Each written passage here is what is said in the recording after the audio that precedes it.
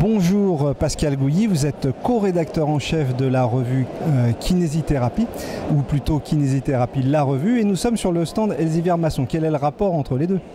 C'est tout bêtement notre éditeur, Elsevier Masson, éditeur historique, puisque ça fait quasiment un demi-siècle qu'on existe sous des formes différentes, mais depuis plusieurs années, Kiné la revue, avec son logo, son look noir. Bon, donc repérable dans un univers foisonneux de revues kinésithérapie. Oui, avec des cibles différentes. C'est-à-dire clairement, Kinésithérapie la revue se situe comme kinésithérapie scientifique dans une logique d'édition d'articles avec relecteurs.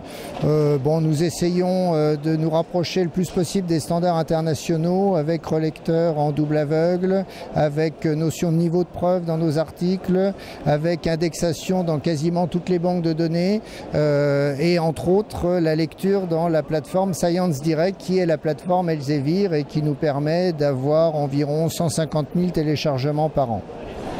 Donc très bien placé. Place à l'édition pour le moment. Est-ce qu'on vend aux kinésithérapeutes visiteurs du salon depuis des années toujours les mêmes livres, ou est-ce qu'il y a des évolutions ? Alors pour faire simple, il y a les standards, les encyclopédies médico-chirurgicales qui ont été extrêmement relookées et renouvelées dans le fond, dans la forme. Il y a les livres, je dirais, classiques de standards autour de l'anatomie, de la physiologie. Il y a les livres autour de la pathologie avec les classiques soit mis à jour, soit réédition, soit nouveautés. Et puis il y a ce qu'on pourrait dire borderline autour de notre profession, comme par exemple l'ostéopathie avec pas mal de nouveautés qui clairement a l'air de bien se vendre, et puis d'autres domaines un peu plus nouveaux. Par exemple, tout à l'heure on nous a présenté un livre sur la réflexothérapie en 3D.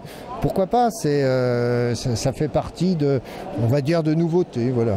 En des évolutions. Et alors vous, en tant qu'observateur depuis quelques années, un conseil pour ces kinésies qui auraient des choix à faire ? Oui, il y en a un. Je crois qu'on évolue à une telle vitesse, et encore plus avec la réingénierie des études qui va changer plein de choses, qui va mettre sur le marché des kinés qui auront une année de plus pour réfléchir et mieux comprendre la profession, et puis surtout acquérir 11 compétences. Et dans ces 11 compétences, il y en a 2, entre autres, qui sensibilisent le professionnel de se tenir au courant régulièrement. Et il n'y a pas 36 solutions, il faut lire des revues. Alors, évidemment, je ne vais pas vous dire de vous abonner à une autre revue que la nôtre, mais c'est un faux problème. Il faut lire, se tenir au courant, et ça c'est important parce que sous peine de mort, sachant que la vie d'un professionnel c'est quand même 50 ans maintenant, donc c'est important. Voilà. Merci Pascal pour cette profession de foi qui nous touche directement. Merci beaucoup. Merci.